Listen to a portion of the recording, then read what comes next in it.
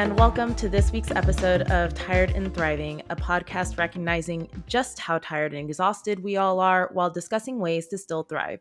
Whether it's something big like going to see a Shakespeare in the park, or something small like when your finger randomly cracks the right way and it sends a quick serotonin boost to the brain, we're here to help each other thrive. I'm your host, Samantha Gray, and this week's guest is Liza Singer. Liza is a supervising director, storyboard artist, and writer. You've heard it here, folks. They've done it all. They are currently working on a graphic novel that hopefully they'll tell us more about. Is there anything else you're maybe working on that I didn't mention that you'd like to bring up? That was pretty comprehensive, so you're good. Cool. Yes, I did it. Well, I want to start off with what started your path into art and animation? Oh man. So, I mean, art has always been kind of part of my life since I was like very little. So I used to have trouble concentrating, and my mom solved it by putting pieces of paper in front of me wherever we would go. And I would just draw. And it was like, so wherever, whatever restaurant, I would just always have like pieces of paper to draw on and crayons. So it just became like a way to like basically make me a good child because I would not sit still otherwise. So I was drawing from a very early age in terms of just pure art making. And I think art has kind of always been in my family, on my dad's side at least. Like my sister's an artist, and my grandparents were art school teachers. Like they used to teach at the community center and teach What? art. So yeah, so it's like not like professional artists, but they were like, not so like big name or anything, but it just always has been like part of, my life is art in some ways on my dad's side, especially. Yeah, So like yeah, everyone it, had an it interest for sure. in art. Yeah, exactly. So it wasn't, although my dad was more in the science brain, so it skipped a generation, I guess. Yeah, so like I had always been drawing, and animation was sort of like my first introduction to art making, and as well because as a kid you're sitting with Disney movies constantly, and that's what I Hmm. did. Like my parents would put me in front of Disney movies, and I'd watch Nickelodeon and like kids cartoons, so I just immediately was like, I love this, I want to do this. And I would just draw all the time, and I would study like pictures, and like I had like a how to draw the Disney style for like 5-year olds, and I was just like so excited and enamored by those books and stuff. So I had always been doing it. And the funny thing is, as I got older, the industry changed. So there was a moment where actually I hesitated because it was kind of the era of when we were told 2D's dead, Hmm. 3D's the new thing. And I am not the 3D brained person. Like I was not like, I would try to do 3D modeling and stuff, and I was just like, I hate this. So when I was in high school, I was like, what am I going to do? I thought about doing animation my whole life. And I was like, I still kind of want to go to art school. Maybe I want to be a writer instead. Because I still love telling stories and so forth. And my parents were like, you are not going to school for writing. We do not want you broke. Oh my gosh. So I didn't go to art school, but I still had that little inkling passion from my childhood of like, this is what I wanted to do. And then as I was in school, it was Adventure Time, and then Steven Universe came out, and I think Korra Hmm. at the time. So it's like all of a sudden, all these shows that were like still doing 2D in an exciting way. I was like, oh, TV animation is exciting again. So I was like, I want to be part of this. And I kind of was like sitting. So I instead got like a tech degree. Mm. um, my dad, as I said, is more science brain, and they were like, "You're going to do computer engineering. That's clearly where all the jobs are. Oh, You have good math grades, so you're going to do math." And I was like, when I would do like little programming things, I would still add animation to all them always. So I like still oh wouldn't leave wow. behind what I loved. So I would still do like these little interactive stories and games. And then I was like, I really want to do this, but all the jobs in tech were like, make apps. And I was like, I hate this. It's not my world. I don't care. Feels, I used to call it a useless job, which I'm so sorry to the people that do it. That's maybe a little offensive. But I definitely, for me, it was not fulfilling. So Mhm. I'm sure for the people that do it, that have a passion for it, it is fulfilling and it doesn't feel useless. But for me, I was just like, it's not storytelling. It's not what I want to do. So after working in tech, I was like kind of doing like PA work, but like sort of, early tech work, I was taking on freelance art jobs at the same time. Like I was trying to do illustration jobs and trying to find what I knew as storyboarding at the time, because I didn't know about storyboarding as well as a career, really. I would do it for advertising a bit, and basically made enough money to move out to LA and kind of take a risk. And I took a few classes out here at CDA and kind of footed the bill myself, which my parents were very upset about. Like they didn't want me moving away either. So it was like a big Yeah. deal And where how they far were. did you move away from? So I grew up in New Jersey. Oh, Um, okay. so, it's still in the States, which makes it easier than, any of our fellow expats. At least I had citizenship. But yeah, I moved from New York, New Jersey area to here, and my parents were not Yeah. happy. And yeah, so that's why I was like, I kind of footed the bill myself, and it was like a little like testing the waters. And I was like, okay, I have to prove to them that I can do this and I can do it on my own. Otherwise, they'll tell me to move back home and, Mhm. move back in with them and kind of give up on these silly dreams that I had. But eventually, I took the classes, I made a portfolio, and was able to get my first job out here and been working ever since for the most part, which has been crazy. Yeah, that's amazing. And how many years have you been in the industry? Think it's been 7, almost 8 now. It's been a while. Yay! Yeah, I'm like, oh my god, maybe even close to 10. I think it was 2015 I moved out here. So At a certain point, we just like we're it's like, like, "Oh, oh it's been god. so long." It's been Yeah, long years. Like it instead has of been long years. well, knowing that animation is our full-time job, in what ways has animation helped you thrive and not thrive? That's a good question. Oh man. So I think the reality of pre getting the job and then post getting the job is a very different reality. I think Mhm. in your head, when you think of an animation job, it sounds like you're gonna hang with your friends and draw all day and make cool stuff, which is true, kind of, but way less true than you think it is when you're like you see like the Cartoon Network studios like online, like the early YouTube videos when I was like I saw Rebecca Sugar playing ukulele and making boards on paper, and I was like, this is so cool and collaborative. And then you get into more of a production type studio and you're kind of worked till you're exhausted and it's very, bureaucratic. And all of a sudden you're like, oh, this is not like sort of the kind of chill art vibe that I kind of imagined. It's a workplace and it's a corporate workplace. And Mhm. I think that that has still been kind of a struggle for me. I don't think I ever wanted to work in a corporate workspace. That's not who I am. Probably can tell. I never was built for it. I always struggled with structure. Um, and so I feel like creatively inhibited by structure. Mhm. So it became like a push and pull between I love what I do and I hate the structure I'm doing it in. So that is kind of the thriving and not thriving that I think I constantly in my career struggled with, where it's like I know how I am best creative, which is working weird hours and working in whatever space I feel comfortable and kind of letting the creativity flow at a pace that makes sense to me. And a production is you have a tight schedule, everything has to be in. It's not as collaborative as you would hope as well. I think I had imagined, you had a story partner, and I will say I started in adult animation. And yeah, I'm like, I feel like from what I read, the adult animation life as well. Yes, I certainly do. And yeah, adult animation, the writers are kind of God, and the story artists kind of are exacting their will, at least in Mhm. my experience with adult.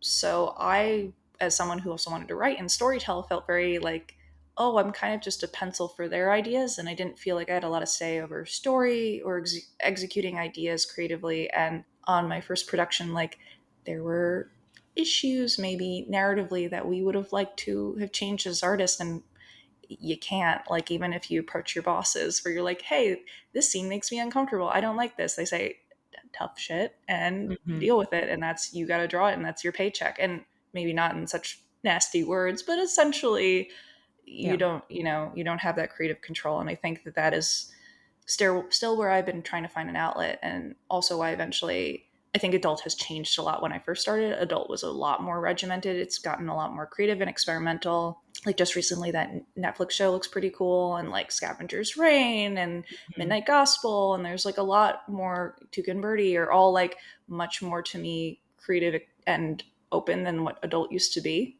Yeah. Which was more of like the Simpsons style, which the Bob's Burger style, which Oh is yeah, very flat and simple and yeah. regimented. It's called Primetime, the Primetime style. Mhm. Yes. Yeah, the primetime style, and I was like, not necessarily my bag. So I definitely pushed into spaces where I was like, I want to try to do things where I have more control over the camera, where I have more collaborative creativity, and also like I wanted to work with more diverse creators because a lot of the creators Mhm. of the shows were white men, and Yes. that just was all my bosses for a while, and I was like, I would like bosses of color, or shows that have something to say that's different and unique and queer, and all these different things. So I was really trying to find that space too, which isn't always easy to find. You kind of have to hope you get luck into No. finding those spaces. For sure. Like, not to turn it on me, but I feel that especially the last few projects I've been on, I've been so lucky to have like women and POC creators where I'm just like, this is new. And they were so much more open to if you were like, hey, this part of the script isn't working, or I think that this part could be switched around, they were like, okay. Like they were open to hearing about it. And if they really wanted to keep it in there, like they would. But yeah, I've definitely had the other side that you talked about of is very like you say I don't like this and they say you have to do it. Like, well, so with that was adult. So how is it different with children's or like have you done cuz I'm always like confused. There's like children's and then there's teens or what are the like Yeah, I think we're still figuring out YA, and that's kind of funny because yeah, the last few projects I have been on have been more YA. So it's like Mhm. I've worked in a few kids. So I worked on a titmouse project recently that was kids, and that actually was like an 8 to 12 series. And that has always its bumps and interesting things 'cause it's also for Apple, and Apple's got like a very weird exec process. Oh. Mhm. They're a little bit more delicate about things than I think other networks are. They're very like no blushing was one of the weirdest S&P notes that we got. What? Characters can't blush because it suggests something sexual. Uh? And I was like, that's okay. I mean, these characters like each other. We were going to show it in like a very like they're in middle school, but okay, that's fine. um, I'm like flabbergasted right as I said, it was some of the weirdest S&P notes I've gotten in a while. Which, now. Yeah. um, yeah, Yeah, it's like who is moderating that? And they're just like, "No, when I blush, it's only sexual." Like they don't blush from embarrassment. They don't blush for any other reason. Like it was definitely one of the weirder ones where I was just like, okay, I never thought that would be a problem, but here we are. I don't know. yeah. It's one of those things where you just kind of have to take note and you go, I'll find a way to work around this and still make it Mhm. work and still communicating it with what we got. But yeah, most of the Nice. shows otherwise I've worked on have been more teen focused. So and I guess that's like so I recently was working on the Avatar Last Airbender movie, which I can't talk a lot in detail, but I feel like that one's more supposed to be Mhm. general audiences, like four quadrant, the infamous four quadrant thing.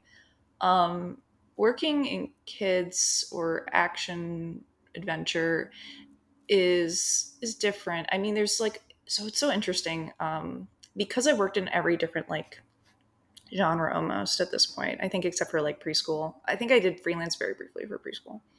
Mm. Yes, I did. I should remember these things. There is like a different culture to each part of the industry. And Yeah. every kind of like even the people there in the studio, like the people you work with, like certain genres attract different people, and I'm always trying to figure out like my space in the industry because I like a lot of things too. So it's always like, who do I like Mhm. want to hang out with? And the truth is, I like to hang out with a bunch of different people, which I think was very high school me too, because I was always like the kid that was like, I want to be part of this group a little bit and this group, you know. So I think I never like settled, or I was just like, I just like getting a vibe from everyone. So that's why I'm like, adult hasn't been written off. It's just as the genre is changing, actually, I'm like, ooh, adult's exciting again. Mhm. But yeah, I mean, I think it depends on the boss. On Spider-Man, I was very lucky to have an EP who came from Cartoon Network. And the Mm. Cartoon Network vibe is very collaborative. Writers are a lot more communicative with their teams. It's a lot more, the story artists are also storytellers. And even on that Apple show too, because I had someone also from like the Disney TVA who was our supervising director, there was a lot more communication and willingness to for story artists to speak up and add their impact to the story and be collaborative in certain ways that maybe other shows I had been on were a little bit more restrictive. And I think that that's really a cool element. Like on Spider-Man, I was a director as well as the Apple show, and on both of those, like it depends. But on Spider-Man in particular, our EP was like, hey, if you got anything on the script that you like want to talk about or change or collaborate on, like I'm here. Like the writers will even like if you're like, hey, the scene isn't working, but like I don't have time to write it, like a writer will like pitch you ideas. And like that was crazy. Like the writers would work collaboratively with us to make things better. Mm. And it also helps that we had writers on staff, which, depending on the show, like I've worked on shows also where the writers are not there because they're freelancers. And so once the script's done, they're out of the room. Yep. So having writers in the room that I could meet with, like before I'd launch an episode, I would meet with the writer and be like, so I read the script and like, what did you mean by this? Like, how can I capture it? Like, I was like, so in boards, like the set won't allow us to do this, but I want to keep your ideas in there. Like, how can I change it? Like, even just on a technical level, not even a narrative level. Yeah. And those were always great conversations to have. And I was really appreciative. I mean, I feel like I've loved a lot more of my later jobs and career. And for similar reasons, I had a much more diverse amount of creators and EPs and stuff. So I feel like in general, that was a lot more of a collaborative environment. Like, that helped a lot, Yeah. creating like a spirit of, teamwork and effort to make things better and feel like anyone could be heard on the production. And that is super valuable to have. That is super valuable. Yeah. Thank you for sharing. No problem. One of the things I want to bring up is the fact that in my animation circle, you actually became quite popular with the animatic you made of the father daughter dance. And just to inform anyone unfamiliar with animatics, it's time storyboards to give like a skeleton or a guide to the final animation process. And with technology being what it is, it's been a blessing, especially for if you're doing personal storyboards, so you don't have to fully animate it. But it can also be a curse, but I don't think we want to go into that discussion right now. uh, Back to the father daughter dance, though, it was actually the first time I had heard of you, and it was so beautifully done. I remember a bunch of friends shared it, and rightfully so. You can find it on YouTube or their Instagram, which you'll find in the show notes. And can you tell me about your inspiration for it and how long it took you to make it? Oh man. I First of all, oh my god, I'm so honored. That's crazy. I that's you put something online and you don't realize that it's touched people sometimes, and it's just kind of overwhelming to hear. So I really appreciate that. I'm just gonna sorry, I'm not answering the question at all. I'm like, that's so cool, and I'm so glad that it made the rounds. So yeah, I mean, it's kind of funny. I'd been working on a story since middle school. Is a long-winded way of saying I've been kind of like developing this kind of heavy world building story since middle school. It's changed. It's grown a lot since I first started it. But I would draw the characters in like my notebooks and write down notes, and I would always kind of come back to it. And at some point, I kind of knew while working in the industry and kind of what we were just talking about, where I was like, I don't feel like I'm creatively fulfilled at work. I need an outlet. I need to tell the stories that I want to tell. And I was like, I could start going back to this as a graphic novel, which is originally what I intended to do back in middle Mm. high school. And I was like, or I can just kind of do one of the climaxes that's really important to me, that where the story is kind of going, that I know what this is supposed to look like. And so I wanted to do that. And I kind of did it as a board sample. So it's been kind of an idea that's been sitting in my head for so many years. I knew this was like kind of a focal point for one of the characters. The character, it's also kind of a personal story. And it's a relationship, without going into detail, but like the character goes through a different relationship with their father than I would say I would, but I've always kind of had a tenuous relationship with my own father, and that kind of Mm-hmm. push and pull has always been kind of tough, especially as you get older, kind of seeing things a little bit more with more clarity. Yeah. So on a personal level, that is also sort of something I wanted to kind of explore, and that's kind of the backing emotion. Was it was a very personal kind of foundation, even if for the character versus myself, it's a little bit more of a revelation for her, that as she grew up, she kind of grew up in very protected in a world and an ideology. And then she got older and discovered that not only was she raised kind of culpable to the actions of her family and the government that she worked for, but that it was all a facade and a lie. And having to Oof. confront that and realizing that her father, being one of the head generals of the military force, is going to back the government over changing his view, and she has to Mhm. confront that. So that's a very top heavy reveal, but it's a big part of the story there. And so that was always kind of sitting with me, and I was like, okay, it's a huge spoiler, but it's meant a lot to me to tell that story and to kind of get it out there. And Mm. funny enough, I did it for a class, and I did it in about 2 weeks, I guess. Oh my So gosh. it was very fast. There were definitely drawings I would redo. Yeah, so I know a lot of people probably thought it took longer, but I kind of rushed it while also working full time. And yeah, that was in two Oh, weeks. 2 weeks on top of, full-time work. That's amazing, and if when people watch it, I think they're gonna understand my astonishment because, it looks very nice, it's very detailed.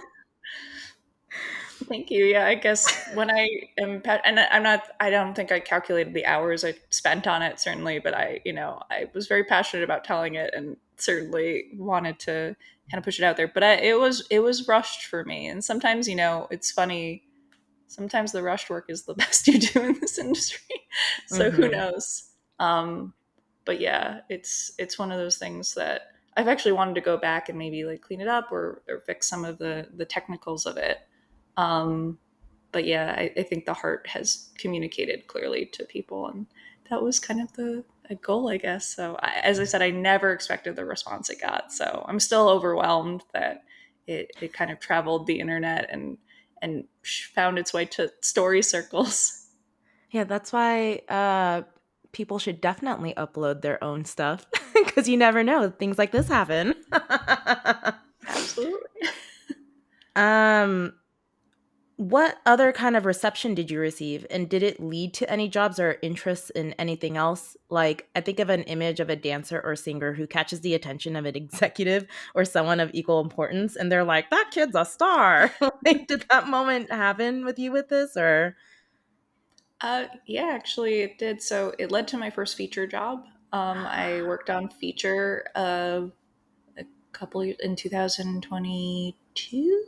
No, 21 and 22. Yes, so in Mhm, 2021 into 22, I worked in on my first feature, and it was because production had seen that and wanted to give me a job. So that was really cool, and I had been wanting to get into feature, but it like I was like, I don't have a feature portfolio, I can't apply. And then yeah, mhm. it led to my first feature offer, and of course I jumped at that. I actually left a directing job because I was so excited to go into feature. Oh my gosh.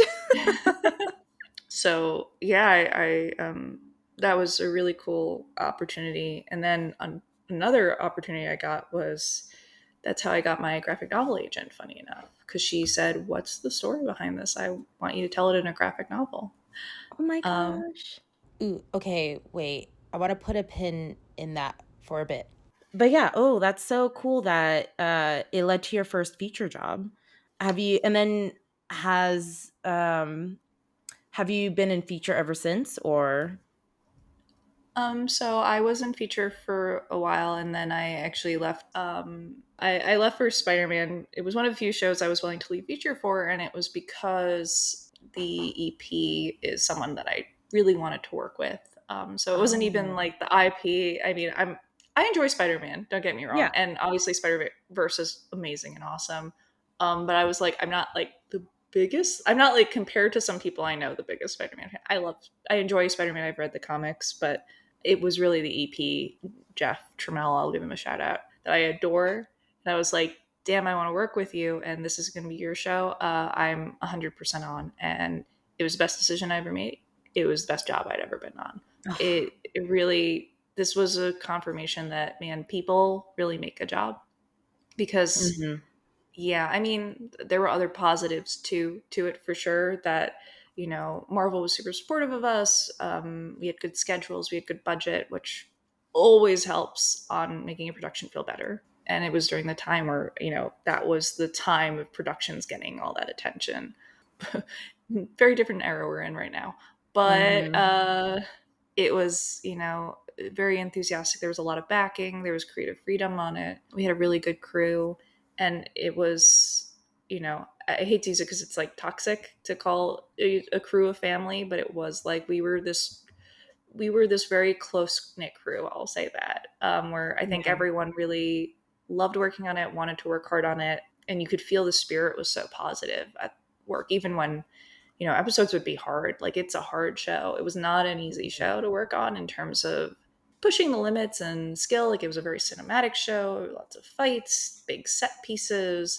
But everyone was just so enthusiastic to work on it. And I think it really ended up being a very special production. And so I don't regret leaving for it. And it really made me in my career. And I think a lot of people with experience say this, but sometimes you have to find out for yourself, which is it's the people at the end of the day that's going to make a good production, not the fancy IP or whatever. Like, from the Yeah. exterior, people will hear, "Oh, you worked on XYZ. That's so impressive." But at the end of the day, you might pick an unknown name because it's worth it to work with the people that you have there, and that has maintained importance for me now more than anything else, where I'm like, I want that guarantee that I'm working with good people and a good environment over anything else now. Yeah, definitely. I feel the exact same way. There are creators that I really love working with, or I know that they won't be flip flopping, or if you have a producer or like people who have your back,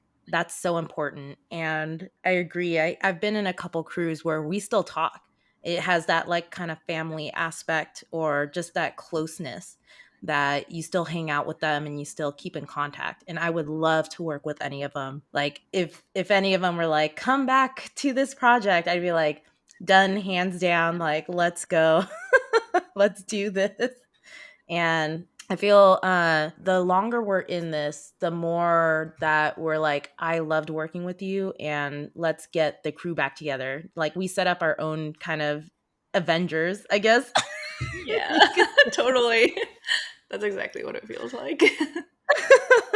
So back to father daughter dance. Does this segment, and especially what you said with your literary agent, does this segment reflect what is going to be in your graphic novel at all, or is this for a completely different project? So this is for a completely different project. With my agent, I mean, it attracted her certainly to contact me to be like, "What stories have you got to tell?" But after looking at the story, we felt that this was a multi-book series. It was more adult, Mhm. and she felt that for a first graphic novel, we'd have an easier time selling a middle grade. So I ended up being like, so she was like, "What other stories you got?" And I sent her like a document with a bunch of like log lines of other stories that I had, because I have plenty of them, because I'm always coming up with a new idea every week.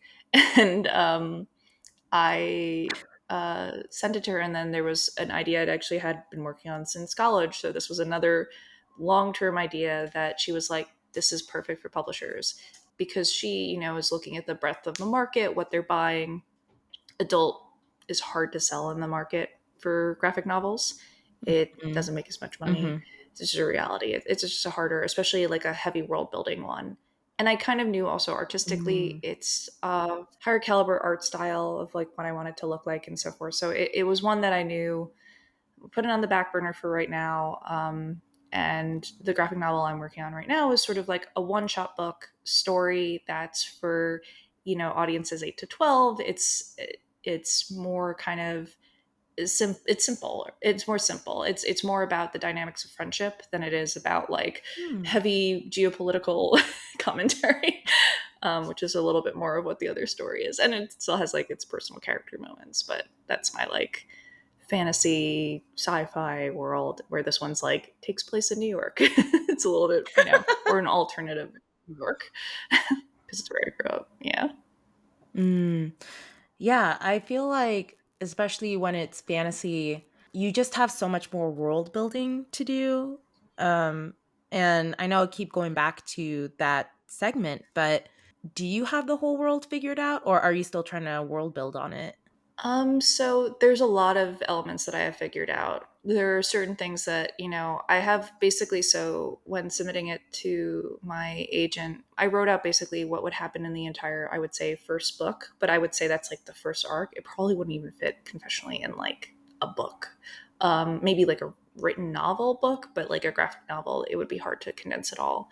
And then I have the other ones more Mm. outlined, and I know where it goes and where it ends, but it's pretty comprehensive, and I have spent years like world building it, and it is something that I feel like it's constantly evolving also with like as I age and become more sophisticated in my understanding of the world. Like I want it to reflect a more complex and nuanced world as well.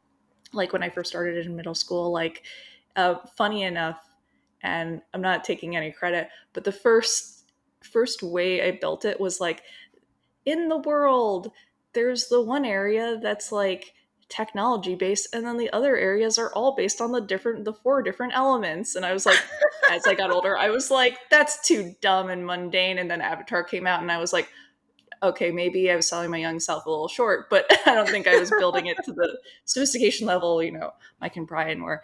But it was like definitely like an element of like, there will be like the fire area and then the water. And I think, I played a lot of video games that just was, you play Zelda and that's basically what it is. So Hmm. I wasn't really, ripping off anything, or certainly it makes sense that many people would build worlds similarly. But now Yeah. I've evolved it where a lot of it is a lot more nuanced and deeper, and kind of again reflects my own kind of relationship with the world and the complexities of the world. It's not simple. And Yeah. I think has a lot more to do with like technology and my relationship with how I feel where technology is going, kind of like a top level Mm. understanding of it. So it's definitely become less for young people, and it's definitely more of like adulter, but it has young characters. So a lot of Yeah. the characters are teens and 20s, but the world is much more adult. Yeah. It makes me think of Nausicaa, the Mm. Miyazaki movie, because that was also like, it's so interesting how a lot of his movies or stories do have all these political statements, but they're kind of overshadowed with this beauty that he brings and like the fantasticalness. But he like just made, because Nausicaa, he made the movie, but he also made the graphic novel and into like four huge volumes, which is so crazy. I think that was the first time that I was like, whoa, a story can actually change. Like seeing a story being like one concept in a movie and then like kind of going totally different because he had the time to like spread out the story. I think is so interesting. I guess like we don't really do that nowadays. Or can you think of an example? I mean, I feel like the obvious one is like Game of Thrones, but Oh, yeah. that's kind of the inverse. It's it's expanded in a book and then it's condensed for a movie, TV series. I don't know. I mean, I think like there are adaptions of things. Like I'm less well versed in it, but I have friends that like love, the Star Wars universes, and there's a lot of books that are based on Star Wars that they love, and that add a lot of more Mm. depth into the world and nuance and intrigue. And I know that's what the series are trying to do, is trying to bring more of that kind of world into. the show. But I think Yeah. that's why they sometimes lose people. It's an interesting and tricky balance to build worlds that deep and expansive. Definitely, like I think like D&D is the way that a lot of people in our generation explore world building now. Like they just kind of build Mm-hmm. within the environment of D&D. There's less of like original worlds. I mean, I'm heavily inspired also by from soft games actually. Like I think they're some of the best world building, and it's about how the and I think Miyazaki's really talented at this too. Is they know how to tell you about the world without telling you much information, and I think that builds a Mm-hmm. better world because it's more, you're not getting like, and this is the culture of this area, or this is the, you just kind of explore it and you learn through osmosis, where you're like, what the hell's going on here, and then you just kind of like see these weird creatures and they're crawling up in the ground and they're grotesque. I think Miyazaki, they're both named Miyazaki, actually, very Oh my funny. god. So the director for From Soft is also named Miyazaki. And I remember they asked him about character concepts and what his philosophy, like why are the designs for that game so beautiful, even though they're so dark? And he was like, there's always like beauty in the darkness, and that's like what makes it more grotesque. And I was like, that is so profound. And like, he doesn't try to make ugly things. He tries to make like sad things. And I think that that's more there's like this sense of dread, and I love that his worlds manage that versus like, and I think Miyazaki's, even though they're more of the beauty side, there's still like a somberness to everything he creates. Oh There's yeah. still like this like deep darkness to the beauty that he creates. And I think that also, I think like finding that somberness in beauty is something that also I like really am attracted to. And when I try to do my own work, I love finding that little like pocket of like memories and intangible kind of like somber emotion. Like the more, and I think that for the father daughter piece too, it's like the more I can do without dialogue, the better. I love like Mm-hmm. exploring worlds where the worlds kind of tell you about themselves. Yeah. I was just gonna mention that I think that's something in Western media that we like working in television. You try to put a moment, like a pause, to be like, look at this visual to explain the story, and you always get the note. I don't get it. Like, where is the dialogue? Where is the explanation?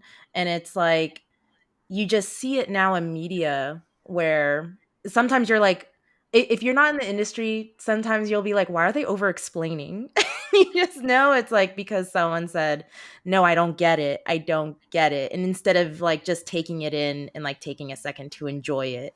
And I think it's nice that how would I say this? It's like when we work on personal projects like your father daughter dance where it doesn't have a lot of dialogue, it probably is so impactful because of that, because it's something different that we're feeding to the audience rather than you saying, you know what, I'm going to go a typical route because this would sell better, or this would, XYZ. And like, I think it really went to your benefit. And I wish we had more stuff like that. It's like basically what I'm getting at. Mm.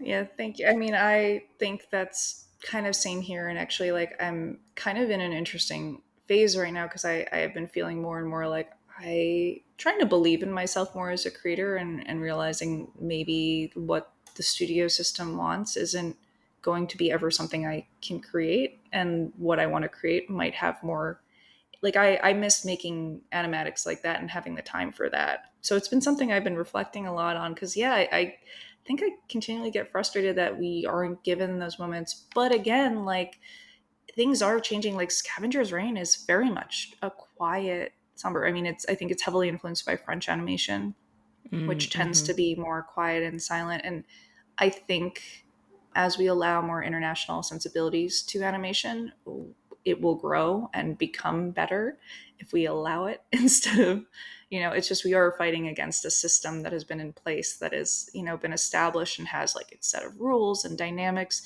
And it's so hard to find that. But I do have some hope that maybe there are more corners of the internet and the world and of animation that can build out new ideas and new foundations of what it can look like Yeah. for that exact reason. And yeah, I mean, I've tried to fight for it too. That was like, I remember, I won't say the show, even though probably people could figure it out.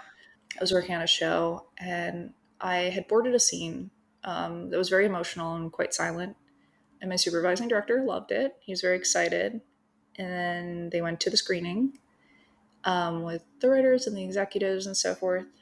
And he came back so sad. And I said, "What's going on?" He said, "We have to change your scene." And I said, "Why?" And he was like, "Well, the writers don't think it's funny.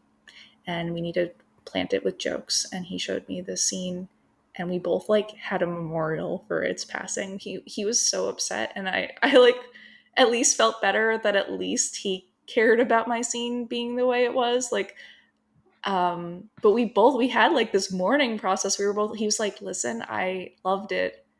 That's not what they want and we can't do anything about it." Mhm. And then the final scene is chock full of punch up jokes and it takes out any of the emotional grace, I would say, of the scene and how it was originally, you know, shot, and then how he edited it and how he put it together as a supervisor. And it was a hard thing to see, and I think people would have appreciated the scene more if we were allowed to have it sit with the audience. My personal Yeah. take: I don't think they would have missed the jokes if they could have felt something. Hmm. And I think the jokes underscored it or undercut it. So yeah, like I've definitely had that professionally. Yeah. Same. Oh, I'm so sorry. You know, that's just the truth of our industry. Because I think a lot of people who aren't in animation, and even like when we go into the industry, we think that we have a lot more power than we do, and or have not Mhm. even power, but we have a lot more influence than we do. And we think that, hey, we're the ones that know how to visually tell a story. Why don't you trust us? And then, but because we're doing someone else's vision, it ultimately is like what they think is best for the story. And there comes a point where you have to either accept that or you have to like, I think a lot of people get out because they can't handle being like, well, but my ideas, like, what about my input? And it's like, no, you're trying to like you're not trying to put your input, you're trying to put what you think they will want and like what they are going to respond to. And I think that's a huge not misconception, or like that's a huge realization that people in the industry have to come to. Which Absolutely. Yeah, it's that's why we get paid though. Like that's what mhm, I try to remind myself is like, and maybe that's like too transactional, but I try to remind myself like, if I have an opinion, well, I get paid to shut up. I do. I get paid to shut up mhm, and do what they say and do what they want. It's not always, and not every job is like that. But if you yeah, have a job that is like that, that's kind of at least how I find peace. I go, well, I can pay my it's not like a exactly. happy, but I think that's why I take on so many personal projects, and actually why I did the graphic novel and jumped on the chance, because it was like I needed that outlet to tell a story of my own so I could do the job and just do what was asked of me. And I couldn't Yeah. take it personally. Because if I had that outlet, then I was finally able to be like, oh, okay. And I think it's important for people, even if you're just picking it away at it, but if you have a personal project that you just can kind of turn to and go, this is mine, no one can touch it. I can be as selfish as I want in this creative space. It can help you compartmentalize, because I agree with you, there are some people that like get in fights about wanting their stuff or arguing, and I think that then it becomes an unproductive work environment. And unfortunately, we are employees. That's Mhm. the trade is, you are, even the creators, so many EPs go through the process, and I've talked to friends who've gone through the development process as well as like the show running process, and how much that's a compromise that people don't even realize. Like, so often people don't realize how much the show isn't even what the head of the show always wants. And often Mhm. it can be warped and changed and almost unrecognizable to them because the studio wants changes. There are Yeah. instances where showrunners are very lucky, but there's a lot of truth that that's what the executives, the studios, like they have their own things they're trying to hit that you are just kind of also facilitating your idea through. Especially if Mm-hmm. you're working on an IP, like, a big movie product or something like, I don't know, like Barbie, like Greta Gerwig probably had a million people in her ear telling her what she couldn't do, even to make that movie. Yeah. Even if it's like her touch. Yeah. It's so funny how people were bringing up like, oh, that one scene with the bench scene, and they were like, the studio fought her to cut it, and but then like us being in the industry and seeing this kind of movie come out, we're like, what? Like she must have gone through so many battles to even keep like maybe that was the last one that they tried to cut out and that's how what people heard of, but she probably like fought through so much.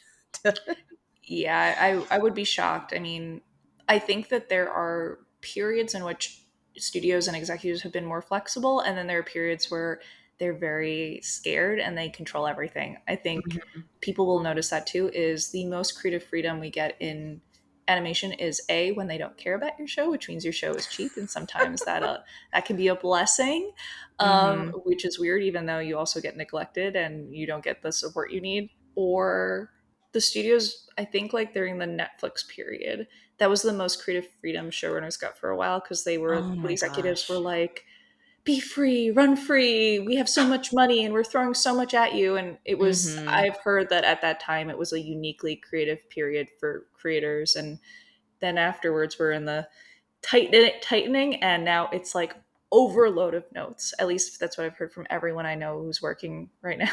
The few Yeah. people that are working, is that it is note pylons. Like, it is insane amount of notes. It's almost like compensating for that kind of period of freedom where now executives are like, you have no freedom, it is tons of notes, because they're scared and they don't think they need to make sure every project makes money right now. So Yeah, for sure. But then that's why we have to turn to graphic novels and these personal IPs because yeah, how else are we going to get our stories told if we're not being trusted? So what else can you tell us about your graphic novel? Or so you're getting it published through a publisher, Mhm. which is so great. Do you have a deadline where you have to complete it by? Or Yes, there are deadlines, though I will say, and those are negotiated when you first sign your contract. Though you can ask for extensions when it is your own personal book. When you're the illustrator on a book, it's much harder. So that's like just an FYI for audience. But yeah, like because it's your own book, like they kind of do installment pay, and at each kind of checkpoint, you get paid for handing in a certain bulk of work. So mm, yeah, there are certain deadlines and there's certain expectations when they want to release it, and then you kind of fulfilling those checkpoints. So yeah, it's interesting though, because there's a lot less check-in than, like, say, an animation production. Like, you can go months without hearing from your editor easily, okay. and that was a very kind of something hard to get used to, because like even it took 6 months for me to get any notes, maybe longer, Oh nearly a wow. year to get notes on my book. And I What? was just like, I'm supposed to be working on this and I don't know what I'm supposed to change, and it's freaking me out. And yeah, like I've been told like sometimes you should just go ahead and work on it, but I felt really scared to like do it in case there were major changes. So that was like kind of tough, where I was like, okay, I need, some movement in the schedule so you can kind of negotiate those things. And luckily I have an agent, it said, that found me first, so she helps me negotiate those things, and she's Oh awesome. good.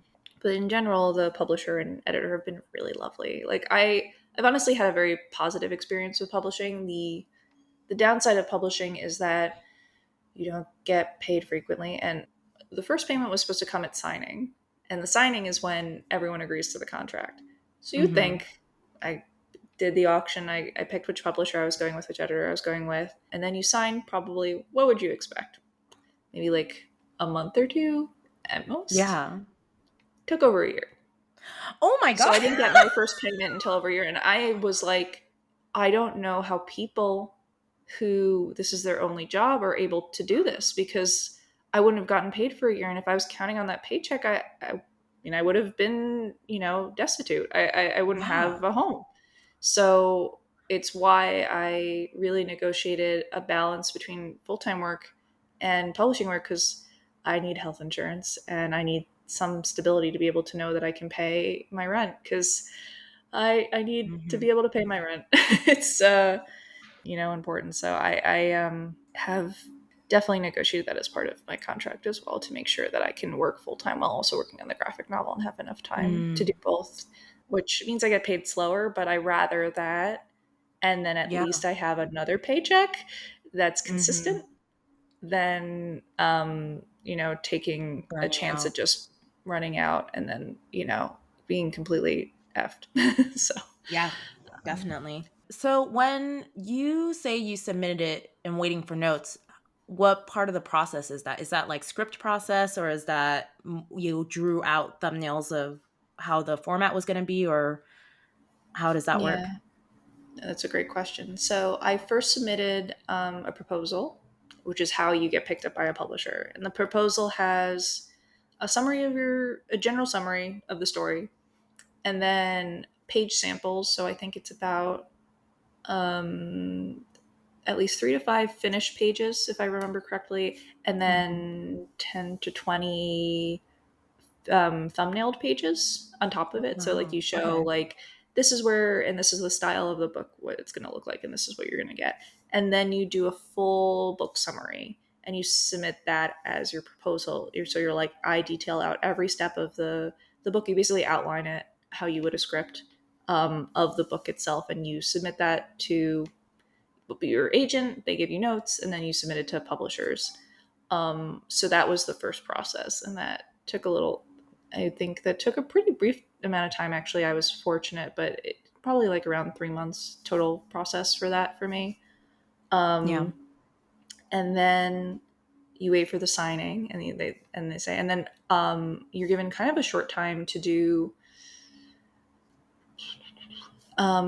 Then you do like a script, and then you do kind of thumbnailing process afterwards. But I kind of combined them, and I said, listen, how I Mhm. work is I like to thumbnail out and see how many pages I need to tell a bit of a story. So I did like a kind of special panel layout where I laid out bits of script and then the panels, and then I re organized it based on how many panels I needed per page. So I was like, okay, like I'm doing like a fight sequence, and I'm like, well, I don't know how many pages I need, like writing wise, until I panel it out. So some things that especially are more actiony or more motive, I would make sure to figure out the panels. And then like for dialogue, I would write on the side. And so that's how I figured out my page count essentially. Oh, wow. And so I submitted that packet for notes. And then, at least in the schedule, it was like giving them 6 months to send feedback on that. And as I said, it took 6 months on top of that for them. So it was like 6 months for them to get back to me. Still didn't get the notes at the end of 6 months. And that was for Oh my any god. revisions on that. And then it was still another 6 months before I actually got the notes themselves. And then I'm given a year and some change to do all the line art. So now cleaning it up with the notes incorporated, doing all the finished line art for the book. And then you do another cycle, which is color. And Yeah. then the final cycle is like talking with the editor and the publisher about like, covers and other details. And so there's still a lot to go. I mean, I'm partway through my lines right now. That's kind of where I'm at. And then then I'll do color. Color is a lot shorter on the schedule, but my colors are pretty simple for this comic, so hopefully it won't take me too long. And then I'm hoping to get some help on color as well.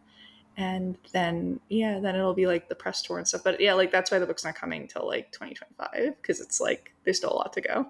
Oh So my it'll be a gosh. while. But that's still Um, so cool. yeah, I mean it. I'm excited. It's also a big book. I should say it's over 300 pages, so it's a big guy. Amazing. And this will be Yeah, your first foray into graphic novels, right? yeah. This will be my first graphic novel. So yeah, no, it's super exciting, and like I'm excited to do more books for sure. I it's a big commitment though, I will say, and it's not for the faint of heart. You're drawing a lot, you're drawing a lot, you're drawing a Hmm. lot. And it's a lot more finished art than maybe a story artist is used to, which is something I had to get used to. I was like, can't I just leave it in the thumbnail stage? I like the drawing. And I was like, no, I got to clean it Yeah. up. Got to make it look, you know, publishing ready. So, but yeah, you also asked about a little bit about what I could tell you about the book. So I'm happy to give Yes. kind of like a log line for the book. So the story of the book is actually it's about two friends who've been demon hunters since they were basically old enough to start fighting demons. And now that they've hit middle school, they're both realizing that they kind of want different things. And so we're kind of following the story of two best friends that are going to go through maybe their first friendship breakup. And it's about how two friends are suppressing their emotions while fighting demons. And that's kind of the gist of the story. And yeah, it's like kind of about like that hitting that puberty or age where it's like one friend is like, hey, I don't think I want to do this anymore. We've been doing it our whole lives, and like maybe I want to try new stuff and make new friends. And the other friend's like doubling down, like this is all I want to do. And it's about that kind of Oh, wanting different things. yeah. Ooh, I like that. I feel like we all go through that with puberty, and it's such a huge lesson to learn. And it's like also something that is going to span into not only 8 through 12, but I feel like everybody can relate to that. Even in adulthood, you're still figuring out like are we still on the same path with like friend, relationship, like anyone, and then you have to figure out like how to separate from that or how to get back together. So I guess Exactly. that's what we're going to figure out. Are they going to separate or get back together? We'll find out in 2025. Yeah. I've noticed your work spans a wide variety full of fantasy, sci fi, and some slice of life. What inspirations do you derive your work from? Oh my God, that's such a good question. I mean, I would say a lot of things. And that's also, I guess, the friendship circle thing is like I like to work on all these different things. Um, hmm. I mean, I think a lot of my basis would probably be in. I grew up loving anime, of course, and I think there's a lot of foundation in anime. A lot of video games as well, and I think I was a very big fan of like classic JRPGs. And I think they also spanned like I loved everything from like Persona, which is more slice of life with Oh gosh. Hmm. yeah, darkness and demons and stuff. And then, I also love like classic Final Fantasy and Breath of Fire and the Suikoden series is like my favorite. I know like five people in animation that love it, and they're the only people I've ever met in my life that like it, which I'm very fortunate that they all happen to be in our field, but it's such an unknown title. Um, and of course, like Zelda, a huge inspiration. Miyazaki, huge inspiration. I love a lot of like the Fallout series and Borderlands too. I like the aesthetics when I go into sci-fi. I like a lot of that kind of foundation. I also love like horror, and I mean I used to grow up on so many cartoons too, so it's like almost hard. Like my influences start to come from like everywhere. I just kind of used to call myself like like a media sponge because I would just like watch so much TV and play so many games, and I just like loved consuming different stories just to get a sense. I would read so many books and listen to music and so forth. So yeah, like I my influences are kind of all over the place, and I like kind of piecing them together with also personal stories and kind of coming up with something Mm, new. Like a lot of my characters, I would say, are loosely based on people I know, hmm. but they're loosely based on like of course like people I know or relationships I've had and kind of recontextualizing it in these worlds and also again like personal journeys and so forth while also taking huge like just odes and influences to stories and that I've loved and have touched me and wanting to touch people similarly. Hmm. I love that. Is there anything recently or in the past couple years that you would say has been inspiring in your life lately that has got you feeling passionate and invigorated? Ooh, that's a really good question. Oh, I would say I've had a tough few years. I mean, I think we all have. Mm, It's been, the pandemic has certainly been crazy. And then the fallout from that has been crazy. And certainly the climate in the United States has been crazy, as well as the world, to put it mildly. And it's definitely, I think all of those things swirl in my head, and I try. I was actually thinking a lot to myself where I'm like, how much as an artist do I put my thoughts and feelings out there? I think every artist kind of goes through this, Mm, and some of us are more, some artists I know are like more like, I just put my art out there and I don't say anything else. I'm not an identity outside my art. I used to be yeah. much more of an identity outside my art, and then working in the studio system, it makes it a little bit more complicated for me to be like as outspoken. And uh, it's hard, and I try to think.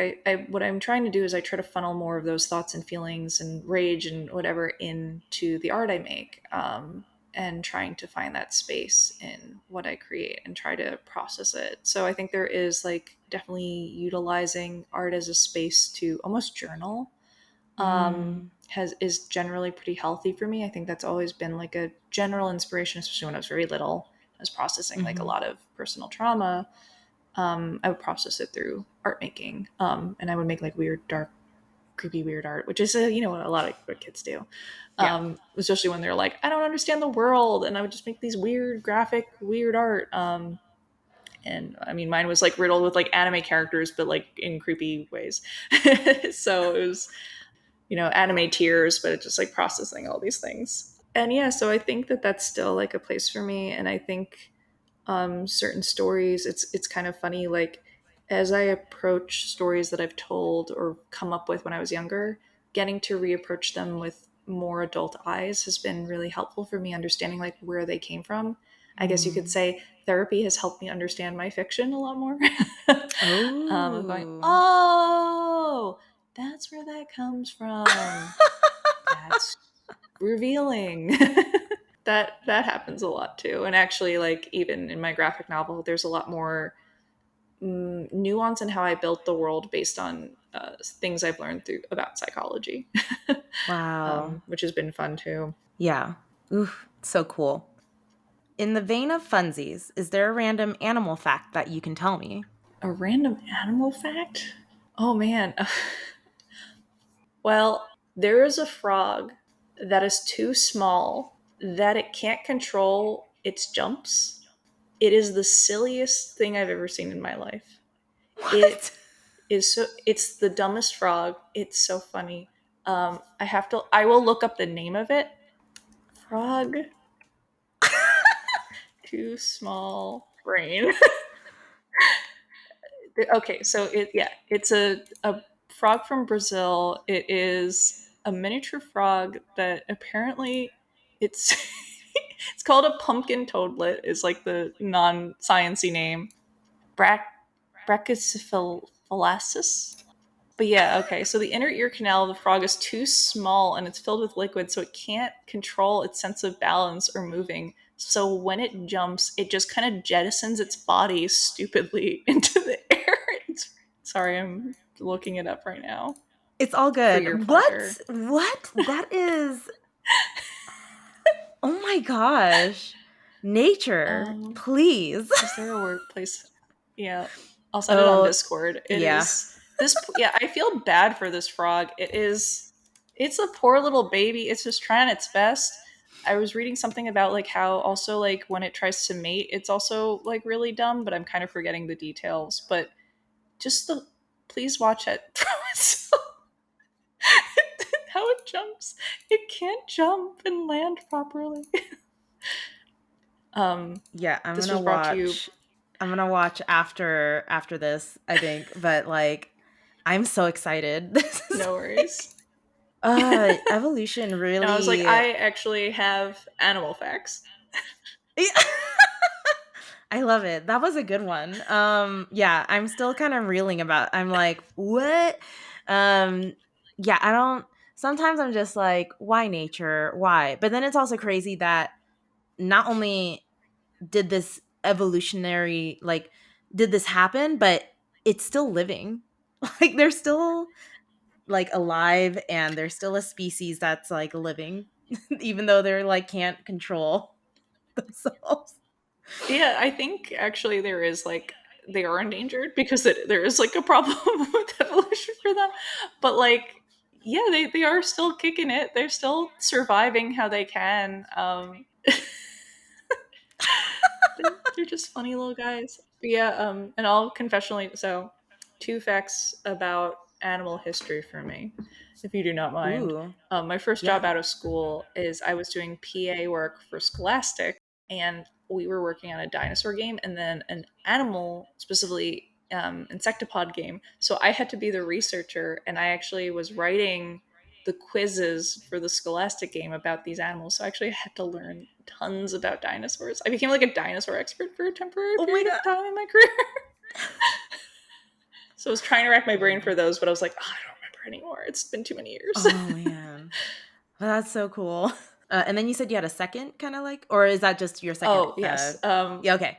Yeah. No, this one's but Oh, yeah, my side career is if I left animation and decided not to make art anymore, is I would just like full time take care of animals. I feel oh, like and like that I feel like is like a place where I just like I've always said like I would love to volunteer at like rehabilitation centers, especially for like exotic animals or endangered species. mm, I had an aunt that when she retired, she worked at the zoo and she would bring me there as a little kid and she would show me like how they would take care of the animals. And so I think it became like a secret.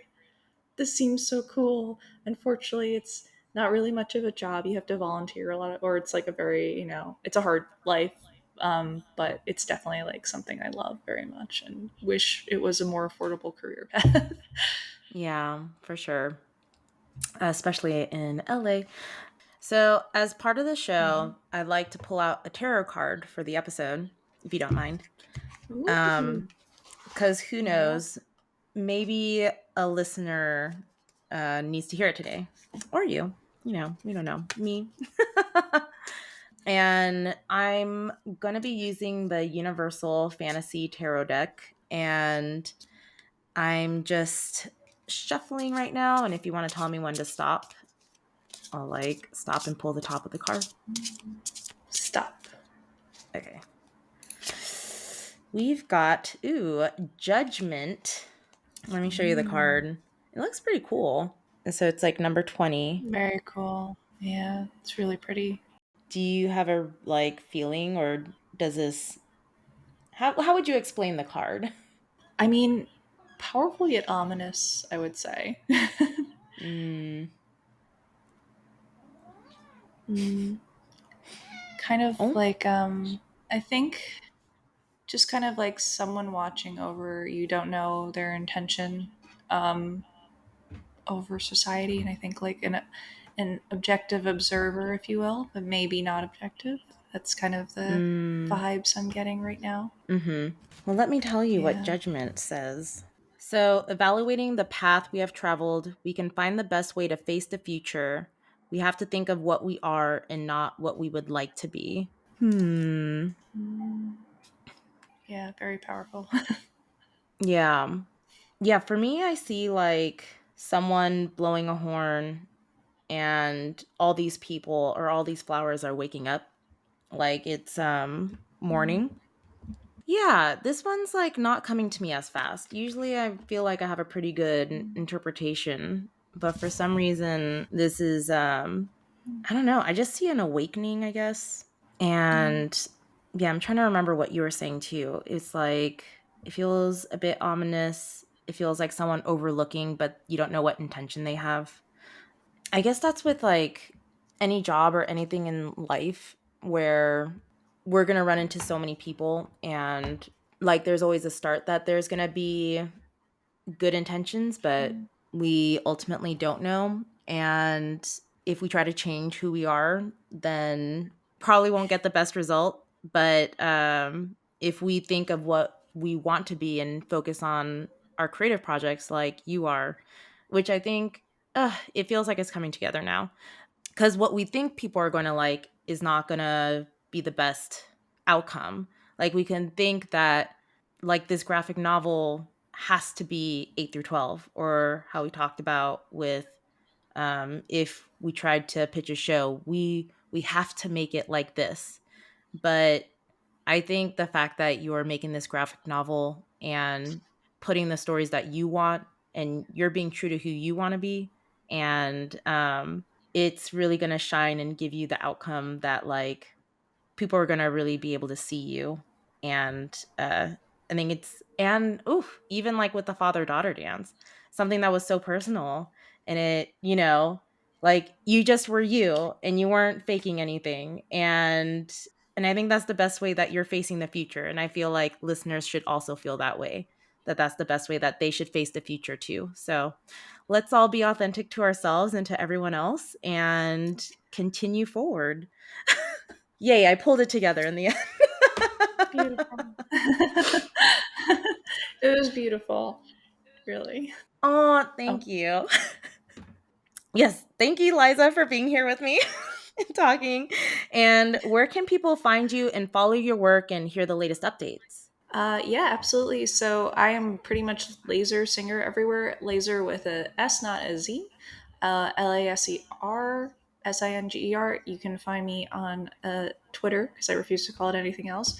Bluesky, Instagram, TikTok, Tumblr.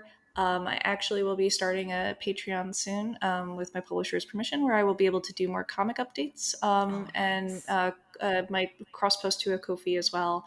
So, for people interested in following the comic while I'm working on it and learning about the comic process, I will be sharing process um, a bit more on there, and that's my hope. So, I'll be launching that soon. So, definitely keep an eye out on social media. I'll be announcing it everywhere when I finally get it fully up and running. I just got to get a few checks and thumbs up from my publisher to make sure that they're cool with everything and what I'm sharing. Awesome. So yeah, I'll share that soon. But definitely, as I said, it'll be at Laser Singer everywhere. That's just my name everywhere. I'm easy to find. So yeah, thank you. And Awesome. yes, thank Yeah. you, Sam, so much for having me. Oh my gosh, of course. I'm so honored that you're here with me and had to deal with because I'm probably gonna edit it all out, but had to deal with all my cat, my my internet troubles. Well, sadly, we are at the end. Thank you so much for tuning in. If you enjoy this podcast, please follow, subscribe, and all the things. You can also follow Tired and Thriving on Instagram at Tired and Thriving, all one word. You can email if you want to reach out, give feedback, or let me know maybe how you've been uniquely thriving at tiredandthriving@gmail.com. Thank you again, and I hope you all have a thriving week. See you next time.